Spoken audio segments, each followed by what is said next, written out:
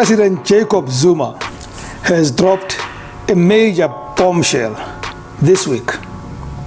He has practically defied the Zondo Commission on State Capture as well as the Constitutional Court that ruled that he must appear in front of Deputy Judge, Chief Justice Zondo. But was it a bombshell? Hello and welcome to this episode of the PR Coach. Thank you so much for subscribing, thank you for watching, and thank you for sharing with others. The views are growing and so are the subscriptions. Please tell some more people to do so. I do not believe that what President Zuma dropped, or former President Zuma dropped, was a bombshell. He knows he's in a crisis. And in crisis communication, you've got only 4 options, in my view. Option number 1 is to deal with the facts.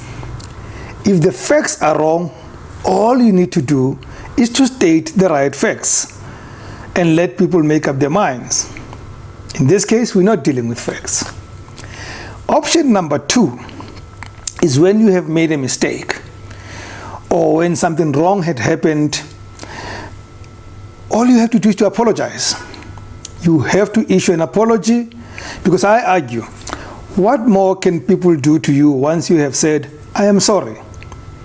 The proviso, and I said this in one of the episodes, is that once you apologize, you must then act in a way that corrects the mistake that you committed, in a way that makes the impact of your previous mistakes lighter. The example is the Premier of Mpumalanga, who recently made a boo-boo about, a missing mask on her face. Now, she apologized, and I thought that was great. And in making up for her mistake, I'm not too sure about what she chose as a making up exercise, buying masks and stuff like that. But that's another matter for another day. But she apologized. Fact is, she apologized. There is not much more we can do to somebody who says, I'm sorry. But if you're a great leader, you demonstrate that you are correcting your mistake in your apology. Then there is strategy number 3. And this is where former President Jacob Zuma comes in.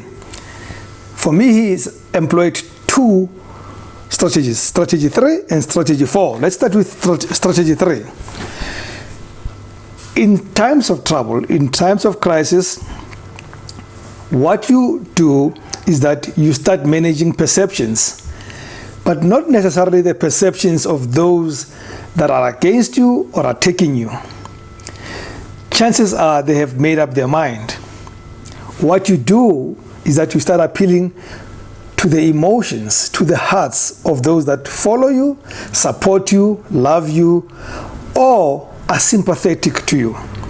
And that's exactly what he's doing here. He goes out to say, I will not testify. You guys better arrest me. You guys better charge me. You guys better find me guilty in a court of law, and you guys better incarcerate me. Better still, or worse still, depending on how you look at it. Send me to Robben Island. I've been there before.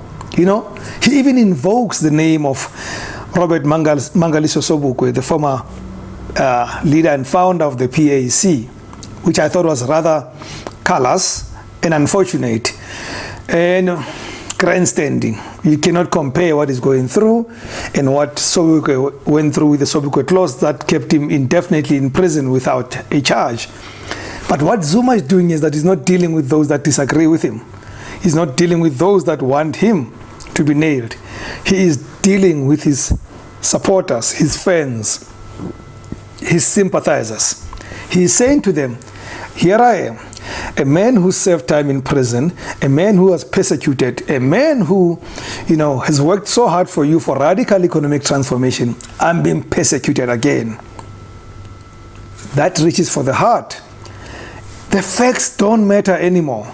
Those who support him hear what he's saying and they actually say, he's right.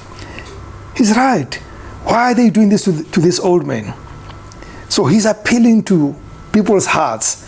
He's no longer dealing with the facts on the table.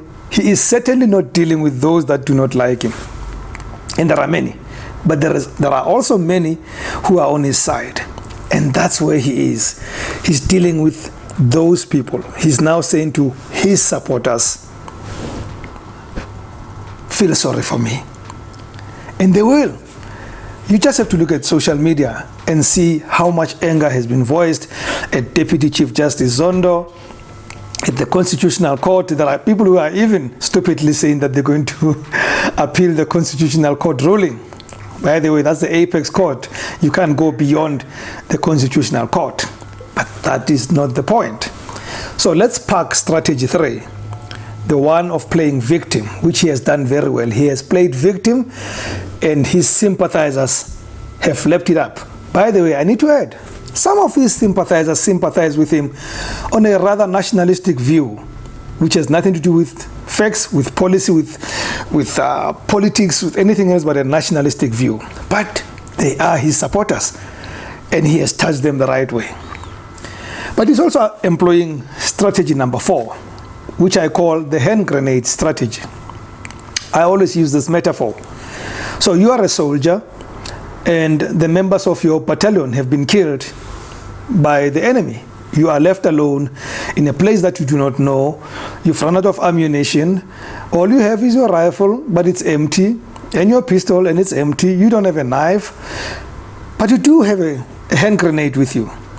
And then the enemy soldiers corner you. You know this is the end of your story. They're going to kill you. What options do you have? There's only one.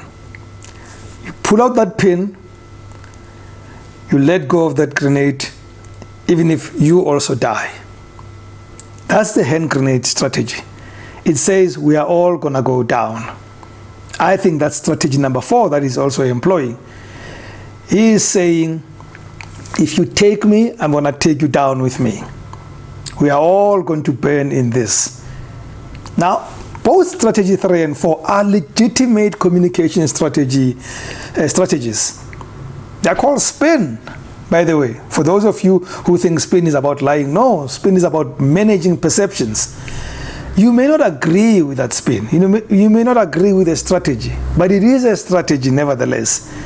You just have to look at how it impacts people, how he sways people's views, if not towards him, at least against the perceived enemy or the purported enemy. It is a strategy, and he's done it very well in my book. I can tell you, I have never advised anybody to employ any of the 2 strategies. I think they have short legs, and they are defeatist. In their nature, they're saying, game over, but I'm not going to die alone. I don't believe in that. I believe if you truly have your story and you believe in your story, there is still a way of doing better crisis communication without playing victim or without killing everybody in the room. But whether we agree with it or not, it is a strategy, and President Jacob Zuma employed it well. I do not know whether he came up with a strategy. I do not know whether it came from his lawyers. I do not know that somebody like me advised him and said, this is your only route. I do not even know that it could very well be his own family or his comrades in the party. But somebody came up with this idea. He bought into it, if he did not conceive it himself, and he employed it. And boom. Now he's saying, let me see who among you is going to come to me and read me my rights. Let me see who among you is going to ask me to put my hands behind my back. Who among you is going to put those handcuffs on my wrists? Who's going to charge me? Who is going to be the judge that sits through the trial and he's the gavel and pronounce me guilty? He's daring everyone. He is pulling the pin of that grenade. And everybody who enters that space as the enemy may just die with him, at least reputationally, in that room. Thank you very much for watching. Do continue to share with others. Do continue to subscribe. And I will come back in the next episode. Cheers.